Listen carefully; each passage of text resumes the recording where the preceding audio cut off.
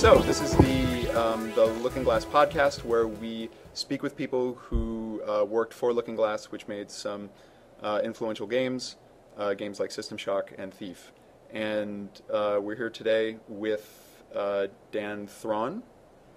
Hello. Hello. That's correct. Hello, Dan. Dan is joining us over Skype. So we have this setup here to make this work, and also joining us is Terri Brosius. Brosius, yeah. Brosius. Yeah. Okay. Hi. Hi. And she is with us here at Gambit. So this is I was hoping this would work. It's a complicated media setup, and hopefully there will be no horrible problems. So I usually the way we start this is we ask people about how they got into the company, and then we kind of go through the different projects they worked on. And I will say that I will mention at the beginning, it's fine, we can talk about any projects. I'm actually quite interested in all the different projects or whatever you remember. But I will say that the reason I wanted to do the two of you together is because you were both recommended to me by Randy Smith.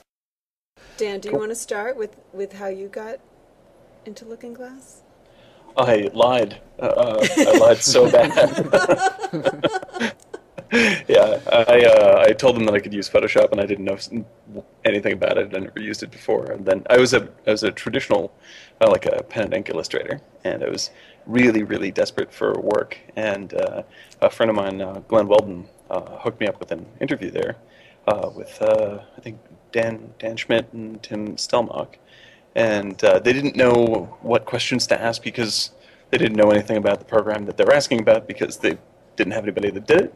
Lucky. And I didn't know anything about how to answer them, so I think that it all worked out really well in the end. What year would this have been? It was around 95. Do you remember what project you were sort of interviewing for, coming in on?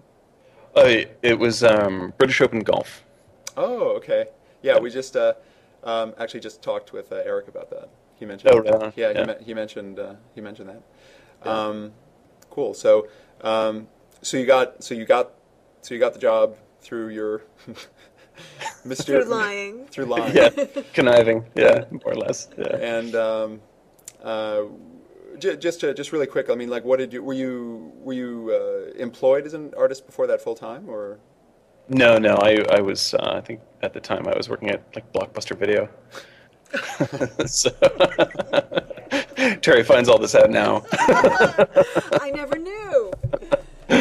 Yeah, no. I think I had just been fired from Blockbuster like 3 weeks previous, and I was splitting an apartment in Boston with like 5 guys at once, and the choice was, pay your rent or, get beaten up. So I had to find something, and I didn't think I would get the gig at all. I thought that was a total dead end. Okay. I'm guessing that, Terry, you got in by telling the truth. I told the truth. But you know what? I feel like of all the gaming people that I know, I'm the most accidental of all the gaming people, because I really slid in like sideways. Because I'm a musician, but at the time I was employed as an executive assistant at a venture capital firm. Whoa. So I was really, actually, earning a lot of money. But then I would get phone calls from Greg LaPiccolo. He'd say, "Do you want to maybe just record this weird, evil, computer voice for this game we're doing?" And I'd be like, "Sure, yeah, whatever, I'll do that. Sounds like fun." And, I'd go and I'd do that. And then, a couple months later, "Do you think you might want to write a little bit of dialogue or some story for this other game we're doing, And I'd be like, "Yeah, I'm totally into that." But meanwhile, I'd be taking these phone calls while I was working at a venture capital firm. And then finally I said to Eric, Eric, I think maybe I'll just try and apply to Looking Glass. And he's like, "No, you're going to hate it. You don't want to be a designer. You'll hate it. They're the lowest on the totem pole. They're really treated badly." And I'm like, "Yeah, but I kind of like the work. I think I might want to learn to build levels." And and he really didn't think I would like it, but but I tried to apply, but then every time I tried to get into Looking Glass, they wanted me as an executive assistant. That's what I was doing. So it's like this weird thing where they'd go, "Oh yeah, sure, you can work here, but you'll be my secretary," and I'll be like, "Nope." And then finally, right, Dan? When did I finally like join the team as a beginning designer? That was when when it was still Dark Project, right? When it was still So Thief Gold is the first project that I worked on. Okay. Thief had already shipped, and Thief Gold was starting. Okay. And that's when they finally hired me as a beginning designer. Okay. And that was the first time that I worked full time there. They finally said, "Okay, you can do something." They Okay. always wanted me as a secretary. I said, Okay, no, they wanted- I'm not very good, the best secretary gig in the world. Why would I be a secretary for you? But you had already done voice acting and writing at that point. That's right. And they were like, "Wow, you were great at voice acting and writing, but we want you to be a secretary." Yeah. Yep. I just didn't buy it. And I wanted to work there so badly. I really loved the Thief game. I wasn't really a gamer, but when I was playing Thief, I'm like, this is the best game ever. I really want to do this all the time. I mean, I loved it. I loved I thought I would enjoy building levels too. Well, that's interesting to me because I know coming from art. Dan, were you much of a gamer before?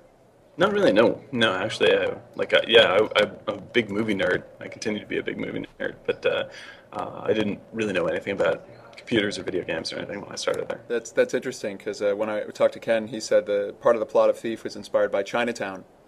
Oh, yeah. Ken and I talked a lot about that. I mean, to be fair, not Chinatown specifically, but just film noir, and he mentioned Chinatown as his example. Yeah, and I think that Terri and Ken and I talked a lot about Chinatown and Third Man and all that. Oh, I love the Third Man. Oh, I love Third Man. Yeah, that was big. I think at this point I should mention that I didn't have anything to do with the plot, really, of the Thief games, but I was providing... That's not true. That's not true. She's actually catching up online right now. Dude. Here's the only influence I could have had. I was a contractor. I would write some stuff. I'd send it over to me, this invisible fence, throw it over to people who I wasn't really working with, and I'd go, I really didn't have much information, so I wrote the scene like that. Is that okay? And then, I would just hear back from Greg, yeah, they loved it. That was it. I want to add to that. I think that all the direction, there's such a directional change between what Thief started as to what Thief became, especially by the time of Thief 2. And so much of that had to do with what Terri was writing, because it was getting weirder and weirder and weirder. This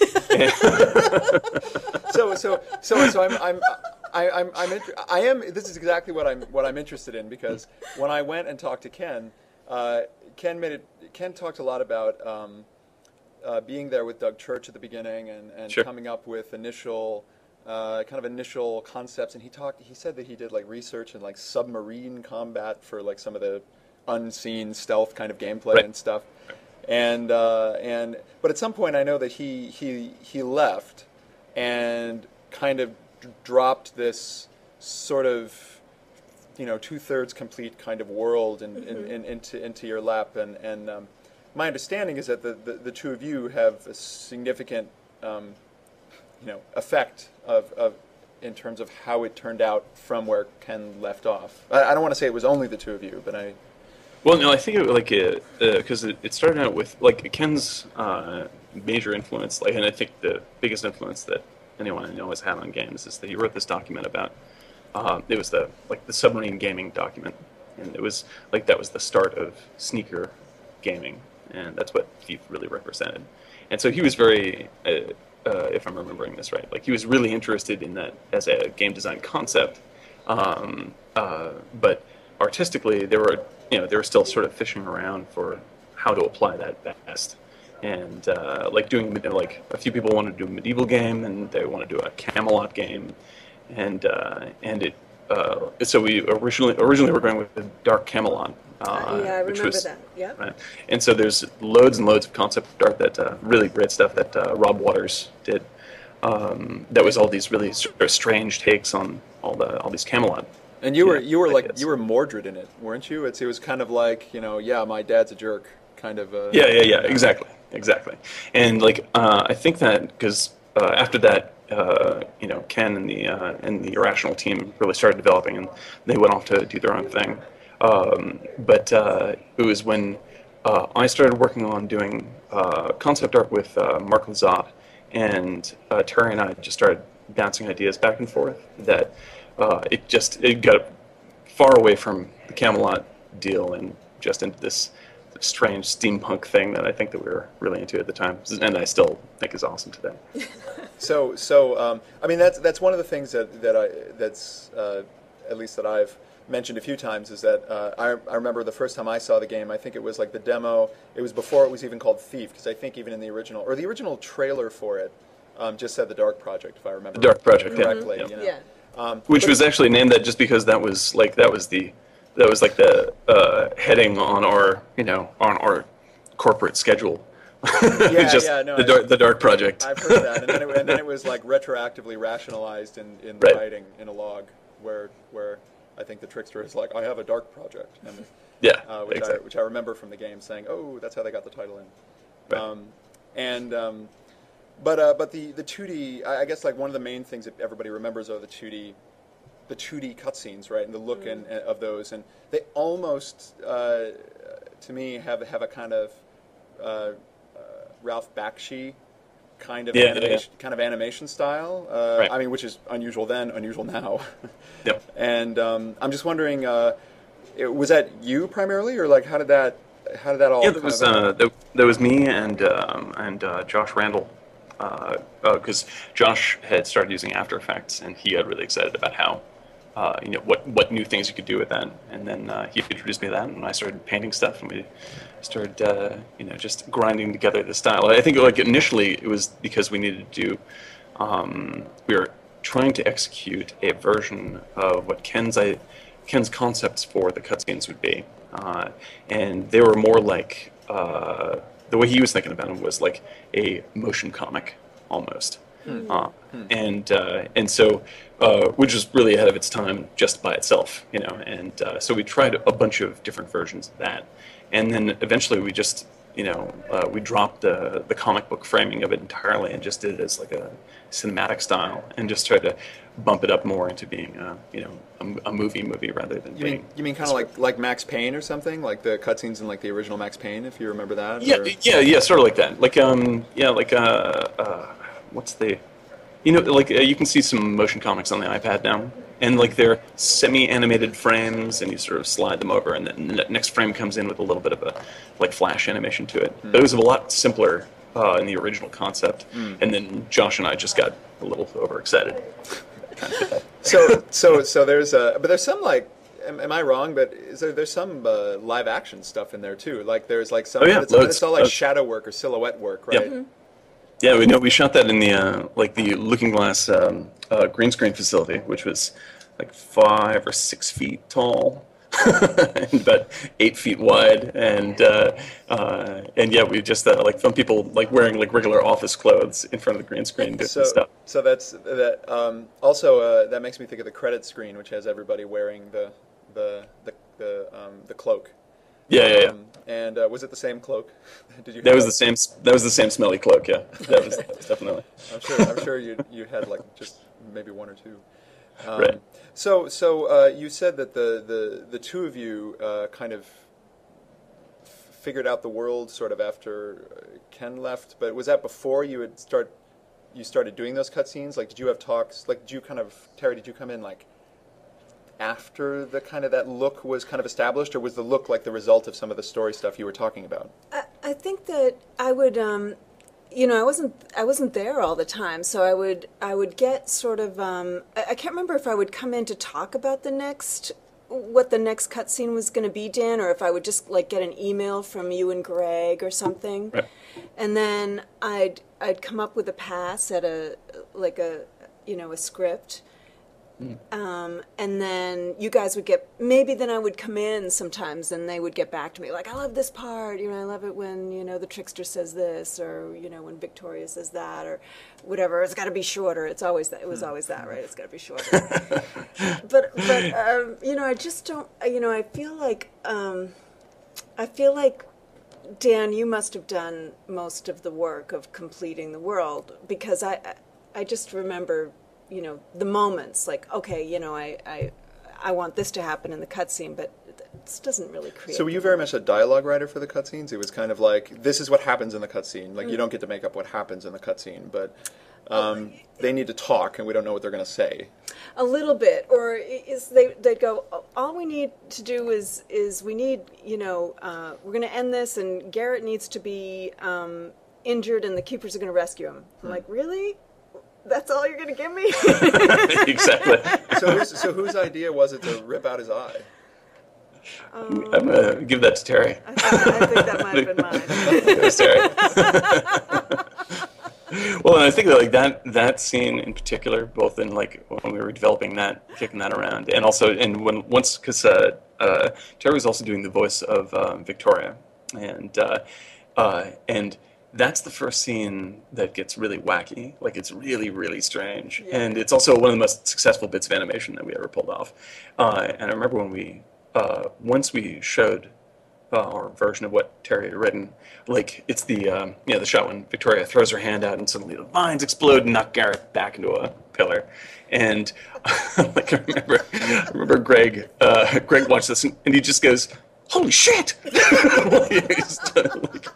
He was totally freaked out. And then we watched that a bunch, and I think that was when, like, that's when Terri and I had started to get a lot more influence on the way the world was going. But I feel like it was such a, like, the style of work at Looking Glass was so sort of, I don't know, it's like a college dorm vibe that was going on, and there was no real focused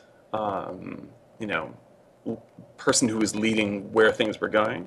We were all just sort of getting together and talking about stuff all the time.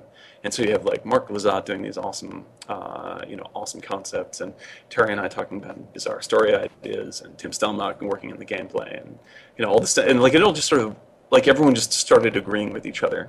And I think that it, because it became, once it started becoming visual through the movies that Terri and I were making, like, that's what solidified things for everybody else, when actually we're mainly just sort of putting a spin on what everyone was already making up together.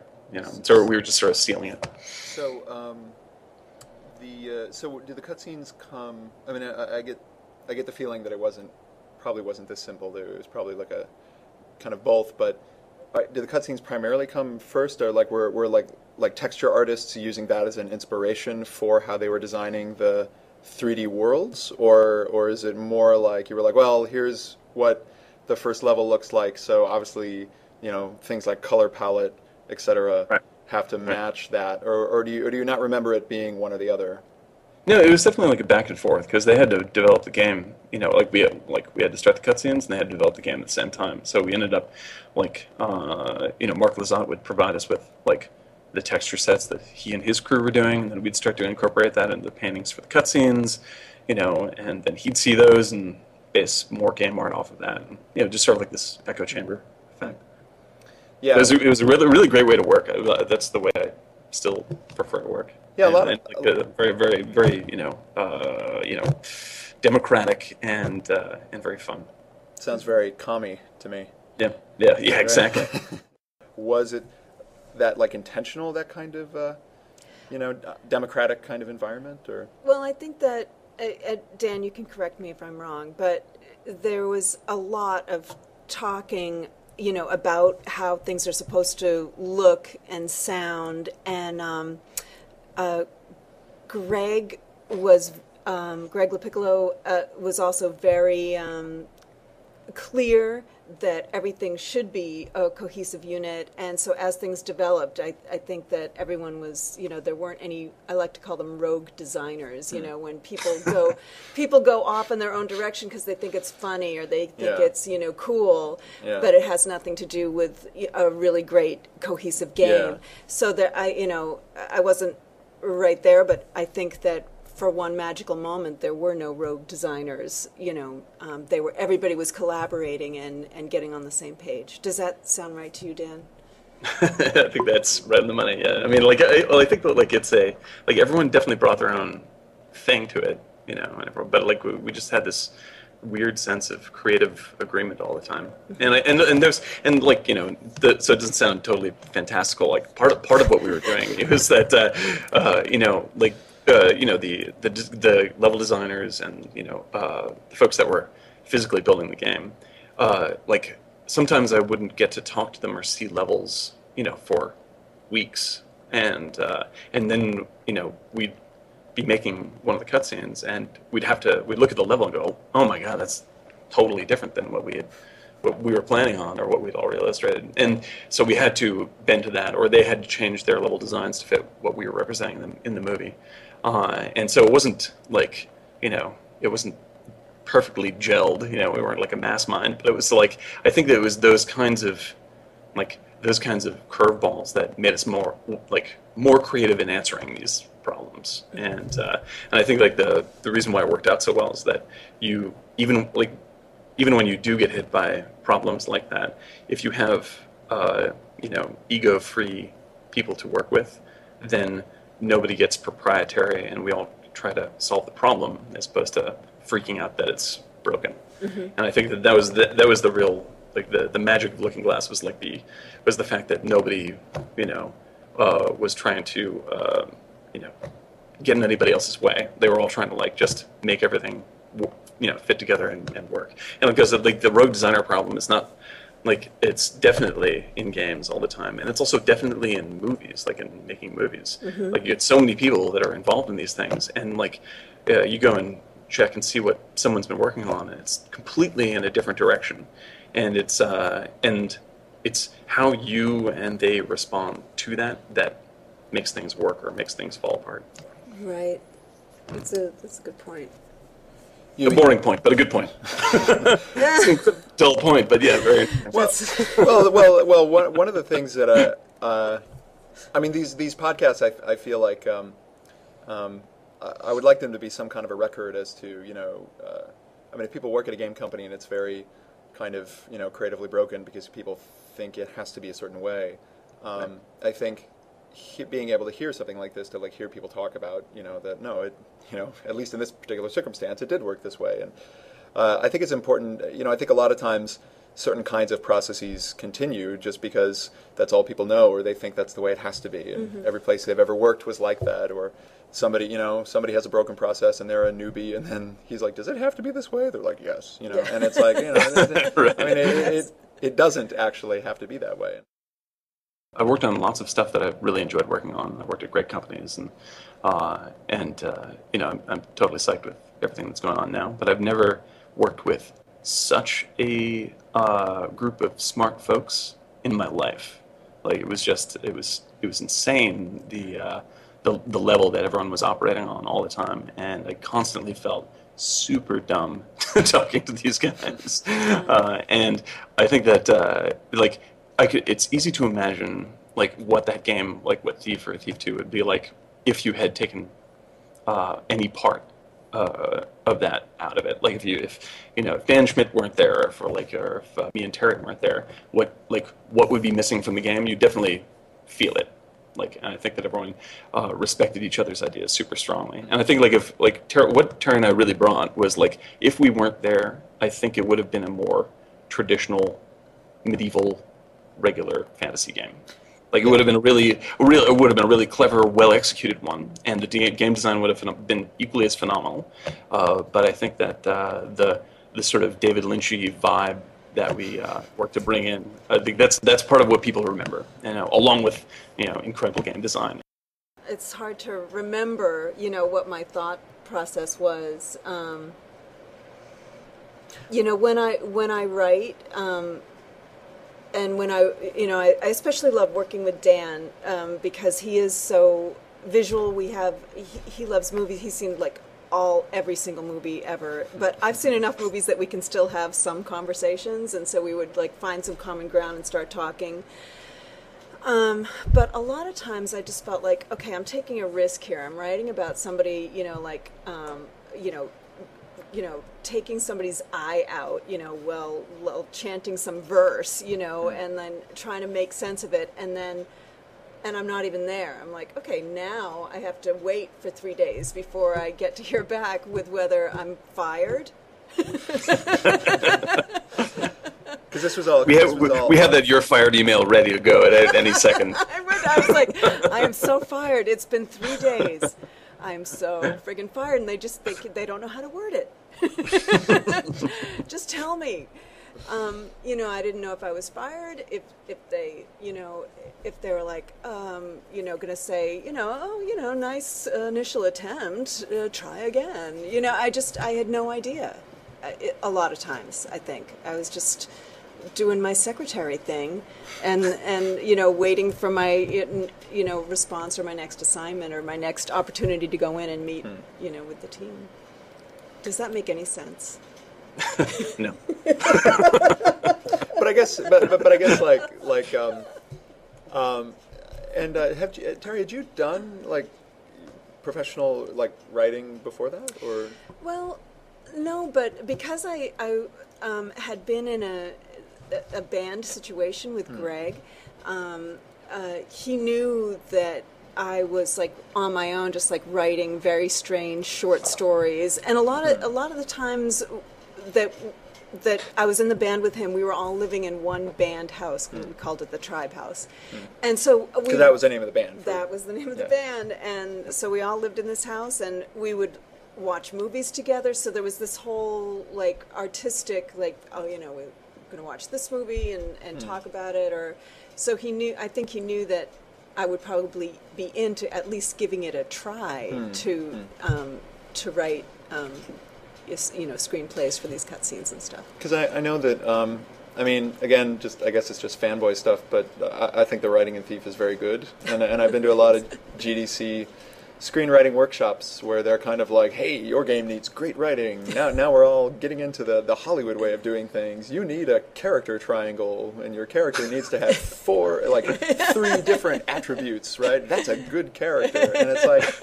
you got to be kidding, and I'm not saying that you shouldn't like think and theorize and try to do a better job. And I'm not saying that people who teach creative writing don't know what they're doing. Just some of the ones I've seen at GDC, I have to say.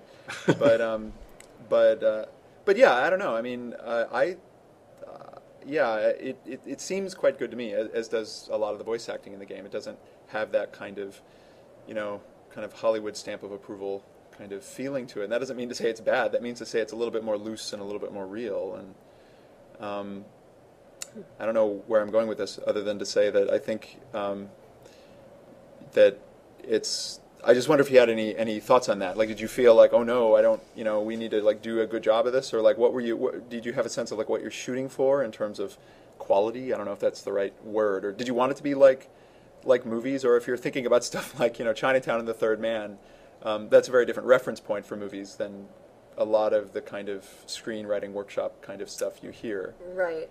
Yeah. I was trying to do the best that I could do with my limited experience doing it, but with a huge amount of enthusiasm and excitement, trying to, I don't know. I think coming from a non-game background is super important. I think that because Terri reads good books and sees good films, and and I hate to generalize, but most of us nerds don't do that. Most of us nerds go, oh man, we should make that look like aliens again.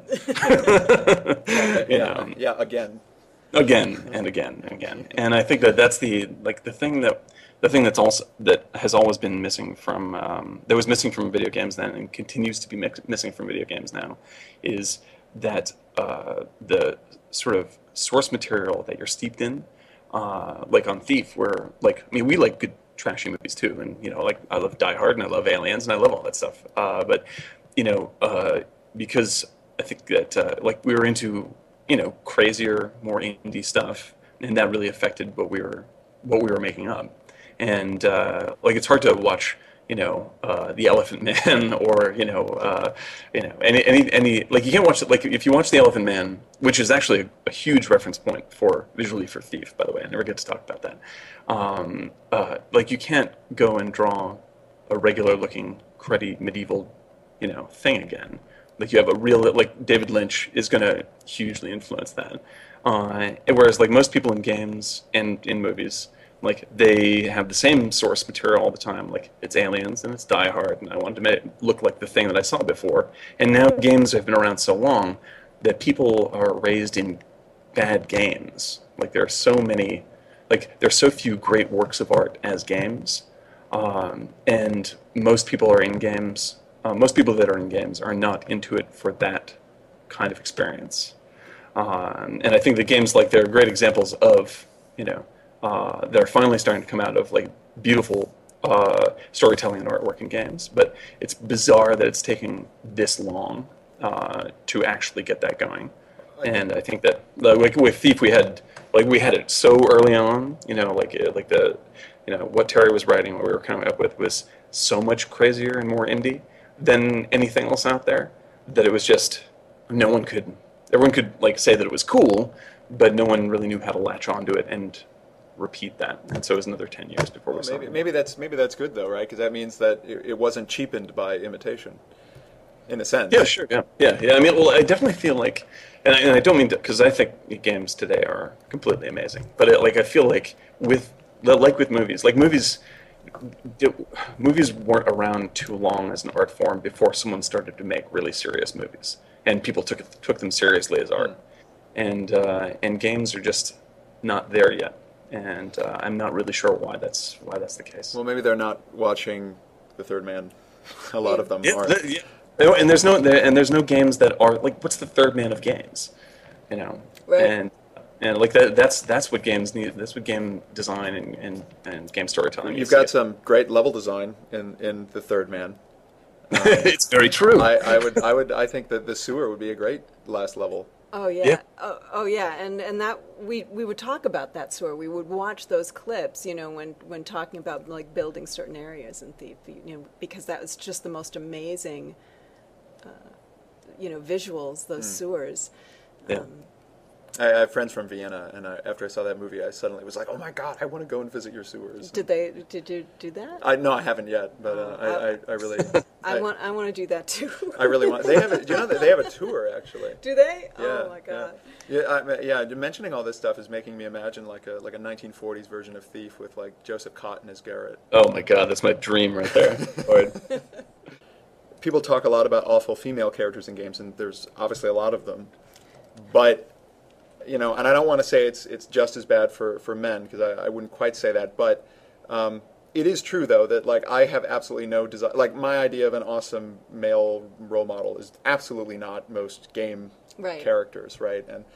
And Garrett's one of the few who was like actually really cool and like the kind of you know male character that. I might actually sort of want to be, and you know what I mean. It's definitely not a normal kind of hyper masculine cool character, and I'm wondering if Terry, if that was, did you want to write the character that way, or was that kind of in place like before you got there? That was in place. You know, I think people had a really clear sense of who Garrett was supposed to be, and I think. Sometimes when I talk to Randy Smith, he'll still remind me that I wasn't the best at writing Garrett's voice, you know, like other people, because there were other writers like coming up with some of the, you know, mission, in between mission setups and stuff. Like the narration when he's saying like, this is what I'm going to steal. That's right. Yeah. You know, so I wasn't the only writer. And so Randy likes to remind me that, that I wasn't super great at writing, Garrett stuff. But I remember, you know, talking to different people about, you know, I think it was like the sharpshooter guy in The Untouchables. Is that Oh, yeah. right? Because he's so quiet, but so good at what he Oh. does. Oh, It was one of the yeah. character references. No, I can't remember them all. Do you remember some of the other ones? I can't remember that character's name, but he's the guy in the Union Station shootout that's Yeah. a ripoff of Yeah, Battleship it's Potemkin. Andy Garcia. Andy Garcia, Andy that's right. Garcia. Totally awesome. Yeah, Yeah. he's great. And He's great, he's man. just like, you got him? And he's like, yeah, I got him. Yeah. You know, Yeah. and, it's just, he was so, he was just so few words, but just, everything he said, you want to just latch onto. And Zenobia and Thief was the accountant from The Untouchables. Yeah, exactly. oh no. No, but like there's a certain awesome professionalism about Garrett that I don't think you see in any other video game at all. Like the focus of other characters in games is sort of to kill as many people as possible to look awesome while you're doing stuff and this kind of thing. Like Garrett really just wants to be rich, take stuff and go home. Like that's his whole goal. He doesn't want to get involved with anybody, help the keepers, help it. Like he's just like, I just want to break in, steal the vase, and go be rich. That's that. That's So- right. I think he'd like to retire. I don't even think Yeah. he really wants to steal, He doesn't want to do this at all. Yeah. Like it's just it's the only way that he can apply his talents. But so did both of you work on all three of the games, or not the third one? I worked Yeah, on, worked on all three. Yeah. I All three, worked on all okay. three. Okay, and the third one was at Ironstorm, right? And were you both on site for that, or was it kind of a long distance thing? Or Long distance. okay. Yeah, same here. Yeah. And the reason I ask that is because I'm also I had friends who played the first two games and didn't play the third one, and I finished the third one, and I remember really liking the ending, the way that it kind of resolves the Garrett character, and the way that I always kind of read the ending was that it's kind of like the kind of final irony of the character is that by trying so hard to stay out of everybody's way, the kind of final irony is that he's the only actual keeper, like in the end, and he kind of finally, it's like the keepers had sort of like betrayed their own, Sort of rotted from within. I really wanted there to be an end to the Garrett story in the trilogy, and again, even just working part-time, I was like, they're never going to go for this, but I really wanted his story to be done in case there was if there was a Thief 4, I wanted it to be a different thief and have Garrett in a completely different role, it as in the role of a keeper, in the role of someone who's been through all this and just wants to have everything be kept in balance and so the world doesn't fall apart. And he's a hero, even though he never wanted to be a hero. Yeah. So I wanted to. That's sort of why he's a hero, right? Because he doesn't want to be, and it's like that. Power is only really the only people who should have power are the people who don't want it. That's right. And so he gets it. So he gets it, and he's just There you like, go. and he's like, God damn it, right? God damn. Thief 2 ends on this totally really sharp cliffhanger. Was at the time of Thief 2, was that kind of arc in the plan at that point, or was it kind of revised because of Thief 3? Because I know 3 sort of had to sort of assume that you didn't play the first two. Yeah, well, I thought there was definitely Terri and I talked about this a lot. There was a sort of the idea of there was always an idea of the trilogy, and that it was sort of the first one was this the first bad guys are essentially it's nature is the bad guy in the first one, and then the second one it's science is the bad guy, and then moving on to misuse of knowledge in the first place is the bad guy in the third one, and Garrett is the balancing character between all three of them. And I remember that you had written up pretty much a document during Thief 2 that was a description of what happened in Thief 3, and as far as I can tell, it was that's pretty much what went forward.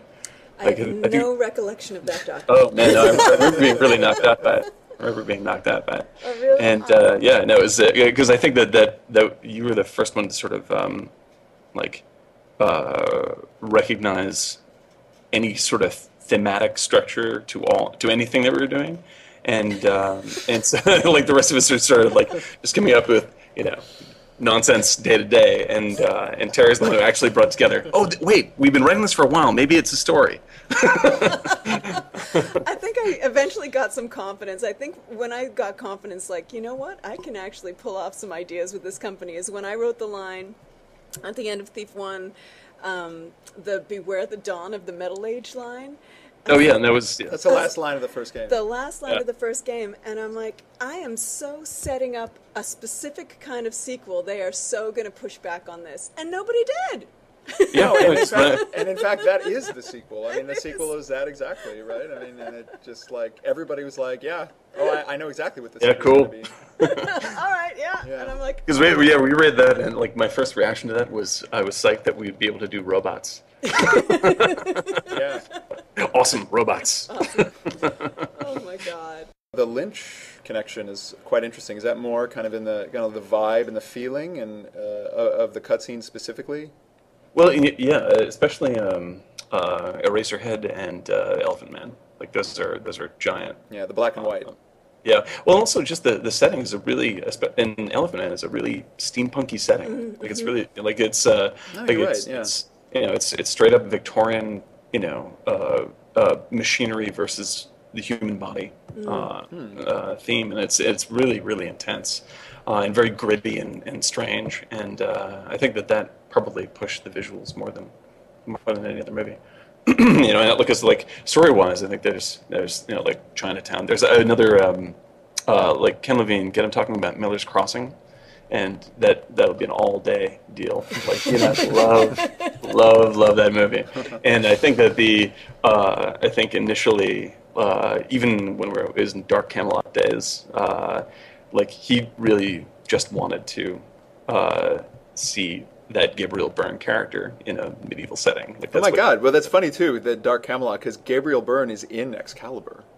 Yeah, that's right. Liam Neeson, sure. It's interesting that I'd never thought about Lynch, but now that you mention it, that's really interesting, and also interesting in the sense that Lynch is, in my opinion, one of the best horror directors I've ever seen. I was saying that very same thing literally yesterday. That I want him to make a straight up horror film, because he makes some of the scariest things I've ever seen in my whole life. Like Inland Empire and stuff like this. Absolutely crazy films. Well, and in the same sense, Thief is one of the best horror games I've ever played, even though it's not one, right? It's sort of not presented as if it was one, but I think there's like that one level where you have to go back to the cathedral, and you actually, and you go inside. I mean, that was just, I mean, I had played. Well, there's a tremendous feeling of dread that is woven into the entire setting all the time, and I think that's an expression of both the story writing and the game design, because like the mechanism of the game design is don't be seen, be afraid of everything, because everything could probably kill you, and you have to hide in shadows and stuff like this. So I think that expresses itself outward through the story in that same way. It's just like there's the two scariest scenes I've ever played are in Thief and in System Shock 2, when you're running from the psychic monkeys. I'd love to see more of that. Yeah, no, I mean, and it seems to me that kind of, it defies those kind of obvious labels, right? I mean, one of the reasons it's such great horror is because it doesn't sort of advertise itself that way. So the horror feels really unexpected, and like it's really taking you by surprise. And I always, it's one of those things I always thought like the best zombie game would just be Farmville. If it suddenly got taken over by zombies, and players were like, what's happening? I got no idea. And the fact that Thief just kind of like is like, oh hey, it's medieval. Hey, you like wizards, right? Okay. And then it just like hits you with like the most ghastly, horrifying stuff you can imagine. Is just totally awesome. Oh, and there's like straight up like David Cronenberg body horror, like tearing your eye out and replacing it with a steel mechanism, like all sorts of like that. It's a weird game, man. Oh, Cronenberg too. Yeah, I feel like we could talk a lot more about Thief, but I did want to talk, I guess, a little bit at least with Terri about System Shock and some of the voice work. Okay. I'm just wondering, was that stuff that you did? like, did you like record it first? Did you like? I'm just wondering like what your direction was like for some of that stuff, or did you have a lot of context from the game when you recorded it, or was it like still the kind of over the fence kind of thing? That was still over the fence. I wasn't working when I first recorded Shodan. I was just a contractor, and in fact, I don't even think that Looking Glass had a place to record. So I think I went over to Greg's apartment to just really? Yeah, to record the first Shodan lines. You can double check with him that I wasn't in the studio. Later, Looking Glass got their own little audio studio and everything. I think that my job with recording the lines was just to say them, clearly and distinctly, without emotion, but with some up and down inflections. But then later, all the post-processing is what, pulls the crazy out of Shodan. So. Well, I know that one of the things that I think Eric said was that he thought you were trying to do something like the character was kind of like a young character or something, or like she didn't know, or it's like she was sort of like Hal in 2001, where they're kind of like they don't know a lot. They're kind of imitating a human being, right? But they don't know exactly like what do those voice inflections mean. Like when Shodan sounds calm, does that mean she actually is calm, or does that mean she just is sort of like it's some weird approximation of some like artificial emotion or something? A little bit childish, like going, I won't be able to do it right now, but when adults are talking fluently, they go up at the right time with the tone and down at the right time with the tone. But when computers do it, it takes a long time. So, or not at all. So when I was recording it, I would play with that a little bit in the the initial recording. But I don't know if much of any of that survived the post-processing. There's so much of it.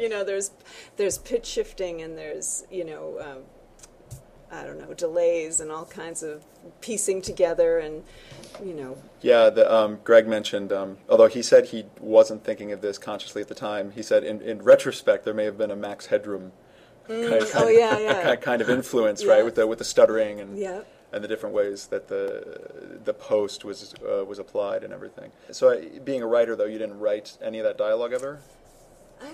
I do not think I did. In fact, I think I remember being surprised by some of the lines. Like, really? Electrified torture bench? Really? I have to read that line? and Greg was like, yeah, you got to read it. And I'm like, all right. That doesn't come up in regular conversation for you? I don't know why. This doesn't come trippingly off the tongue. But I will try it. Oh, wow. Bizarrely enough, every time I try and write on my iPhone, that actually comes up, like left and right when I'm trying to... Electrified torture. That would be a really funny thing to slip into an autocomplete algorithm, actually. Electrified torture bench? No. Google asks you, did you mean electrified torture bench? And then the one time you do mean it, you can't get it to type it. That's the problem. Speaking of voice acting, Dan, I understand that you did voice acting as well? Yes, yeah. And... Now, are you the, somebody said that you're the really dumb guard who I was saying I really liked how dumb they were. Oh, I thought you were the mean or you're the mean smarter, guard, or guard. the smarter guard. I am both the really dumb guard and the smart guard. No, actually, the same dude who, because I played lots of dumb guards, and I played one smart guard. The dumb guard that really made an impression, though, is played by the same guy who played Garrett. And he is hilarious. You mean the Bear Pits guy, the guy who... Bear Pits guy. The first thing you hear in the game. Yeah. Right, the first guy talking you hear in the game.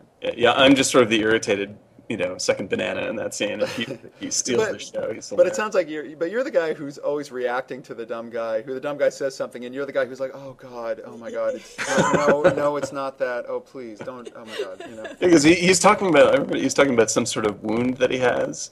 Like, you really get that checked out? And he's like, no, the doctor said lots more leeches would be great, or whatever it is. Yeah, really, really. I remember in Thief, I think was it Thief 3 that I wrote a conversations specifically for you to respond to the dumb guard with. I think it was I can't remember if it was like, if zombies bite, if I promise if a zombie bites you, I'll cut off your leg, and you're like, no, that's only if he bites me in the leg. your delivery is right. your delivery is so brilliant. Oh my god. Yeah. Well, to be fair, the bulk of the audio recording that I did for that was grunting from being stabbed, which I did like 80 pages of. I wish I were more famous for that, because I'm really good at that. Actually, Eric said that you were really good at screaming. Okay, so one of the best Dan Thron voice acting things, I think, you can correct me if I'm wrong about this, Dan, but it's in System Shock, and he's a doctor, and he's doing some sort of autopsy, and In 2 or 1? Is it In 2? That's in 2. Yeah. And basically it's like, it starts just with some regular autopsy, talk, and then all of a sudden it's like, oh my God, hold him down, and then just goes into screaming, and Dan, it's just brilliant. Yeah, that was an awesome bit of writing. I don't remember who put that together. That was like its own little radio show. It goes on for like 15 minutes too. It's so good. There was one other. So, do you remember? Were you a lot of voices in 2, Dan, or? I only did 1 or 2 bits in 2, I think. No, I was a voice in Terra Nova as well. That was the first thing I ever did. Oh wow! But you weren't an actor in Terra Nova's. Not in the cutscenes. No, yeah, no. I was just one of the dudes that you hear when around. I think I was the voice of the suit in Terra Nova. Yeah, I think you were. Oh, that's right. Wow! You're also the. This is slightly unrelated, but you're also the tutorial in Frequency. Oh right! Oh my God, that's right. And I mentioned that because when I was talking to Greg, I remember when I played Frequency the first time, I had this like weird freak out because it's like this, it looks like cyberspace, right? And then there's this voice that sounds just like Shodan's voice, and it just made me feel that like, man, things are going to go wrong. Yeah, fast. well, and they did go wrong because that game is so hard. It feels like it was designed by Shodan. And I say that as somebody who really likes the game. It's a great game, but it was just, I remember, but that's one of those funny kind of like Looking Glass harmonics, almost kind of like crossover things, because a lot of the same people working on that stuff.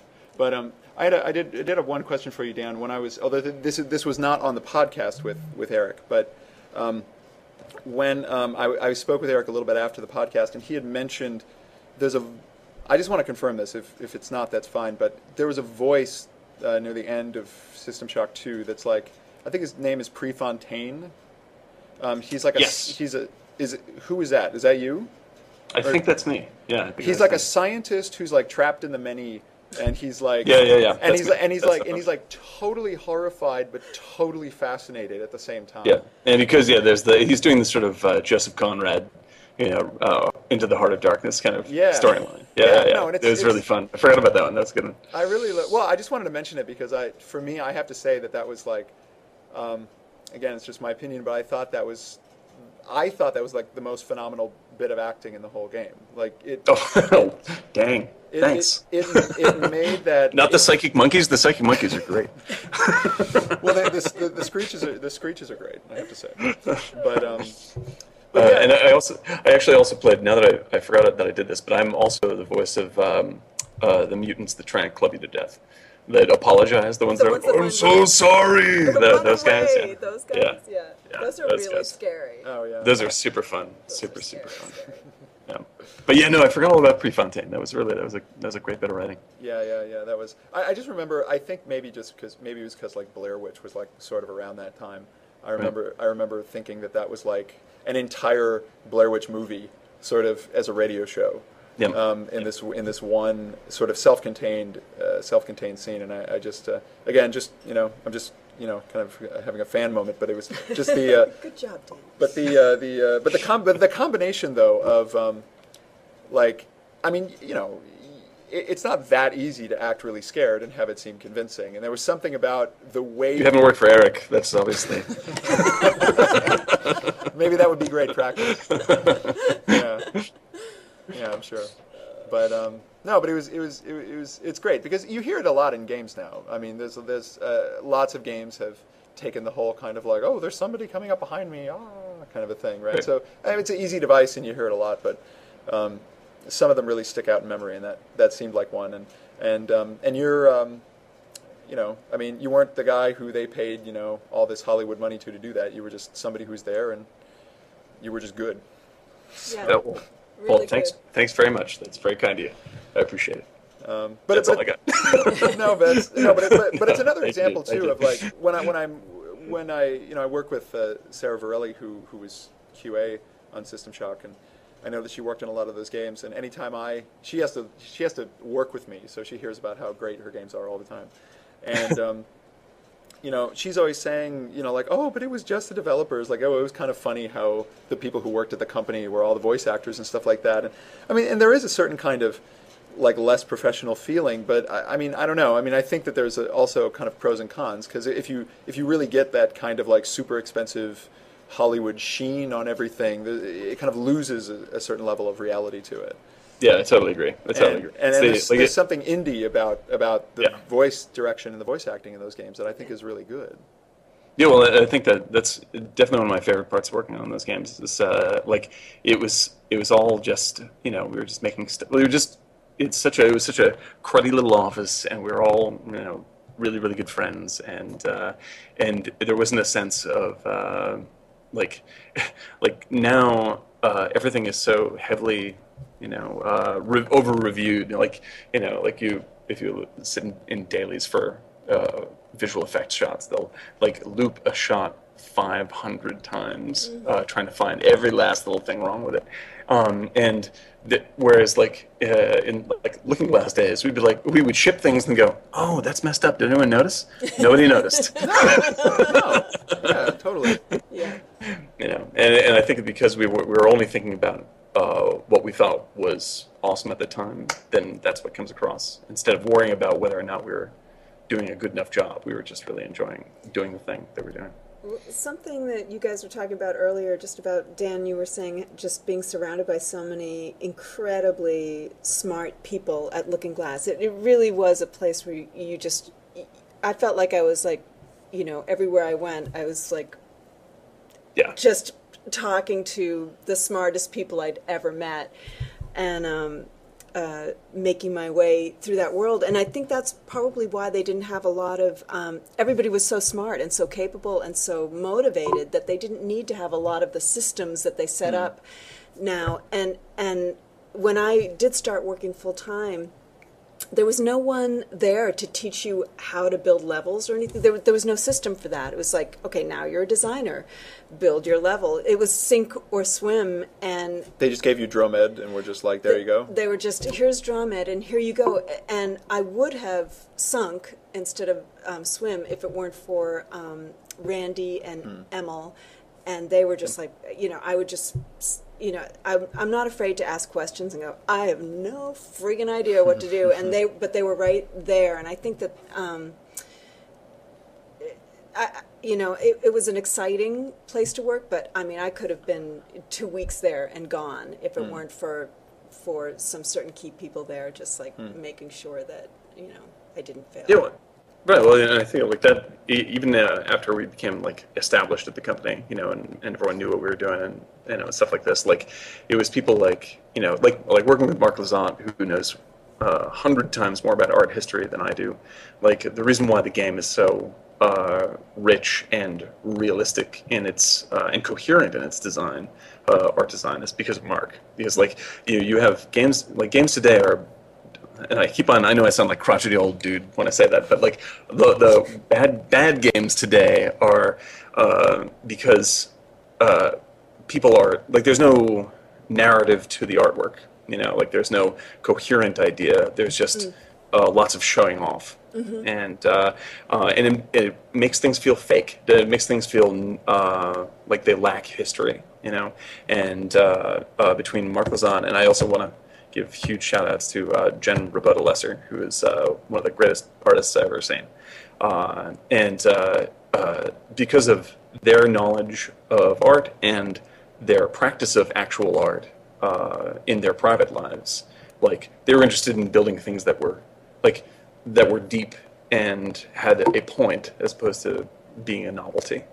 And like I think like if you ever get to see Jen Robota's stuff, she's a traditional painter, and it's shocking and bold and rough and strange and all this stuff. And because the company kept on, instead of like trying to get more refined, I guess, and more corporate, like we kept on looking for people like the people that inspired us when we first worked there. That was when the company ended. That was the big sadness for me. I was like, after that, I knew that I could get a better, like I could get, a good job and get a better pay and stuff like this. But it was going to be, the next job was going to be the blockbuster video of video games.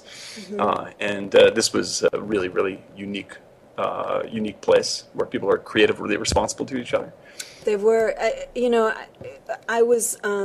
I have a lot of fond memories of arriving in the morning after I'd leave at the night. My level would be broken, just unopenable or just completely unplayable, and I had no idea. I'm not a technical person. And I'd leave, and I'd come back in the morning, and one of the programmers would go, "Hey, I fixed your level." I'm like, "Oh my God, thank you."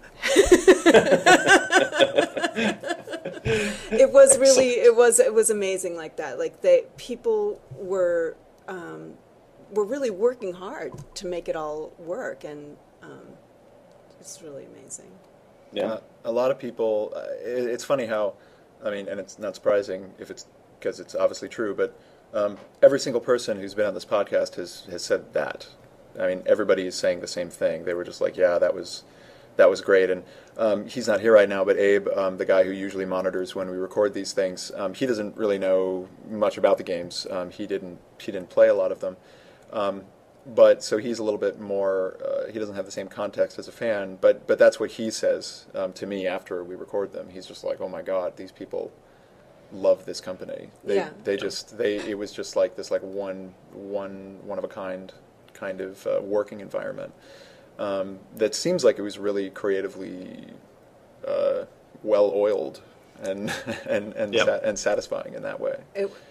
I would agree with that. It was really wonderful, working. I loved working with programmers and artists and other designers, and it was just this constant back and forth, and looking at the levels and talking about what I wish I could have, and then 2 days later, Jen or Matt or somebody would come up to me and say, "Hey, I made these for you." And I'm like, "Really? You did? Then I will put them in my level right away. I love them." Like in terms of like what you do now is am I right that like neither of you do games now? You're not 100% I'm not 100% right, but not full-time? No, I'm not full-time in games, but right now I'm, currently long distance still collaborating with Randy Smith. And for Tiger Style? Yeah. Oh, okay, cool. Yep. And so even though I may never meet with that team, I'll still Skype with Randy, and I was a little bit involved in Spider, but hopefully we'll be a little bit more involved in this game. But it's I'm a mom now, and I've got 17 piano students, and I'm trying to like volunteer at the school and stuff, and so I still love it, and I'll do anything Randy. If Randy calls me, it's and same with Dan. If like Dan said, "Terri, I need to help with this thing," yes, whatever you need, ever, It's and it's really hard to maintain that kind of like AAA game company schedule, especially if you want to. It doesn't seem designed for people who want to have kids. No, I don't think I could ever go back full time. Yeah. But people like Randy, I know a lot of people who are just like, I want to do games, but I can't do it this way, right? I got to get out of here. I got to find some other way to do it. Looking Glass. But Dan, what about you? I've been working in my wife and I moved out to Los Angeles, and we've been working in. I've been working in movies for about 6 years or so. I'm mostly doing visual effects and concept art and storyboarding and matte painting and this kind of stuff, and making short films of my own and doing a lot of writing and all that kind of jazz. Can I ask you what movies? Is it Yeah. secret or no? No. I worked on a bunch. Let's see. I worked on. I did a bunch of the gore in David Fincher's movie Zodiac. I love Zodiac. Yeah, it's a great movie. I actually really liked Zodiac. I thought it was going to be 7 too, and it actually was not. It was its own totally different, interesting movie. Yeah, no, that's one of my favorite films in a long time, and I was really psyched to work on that. And let's see, recently I worked on Tron and what else? Thor for a little bit. Transformers 3, all sorts of stuff up and down the line. Do you miss games, or is it what you're doing right now?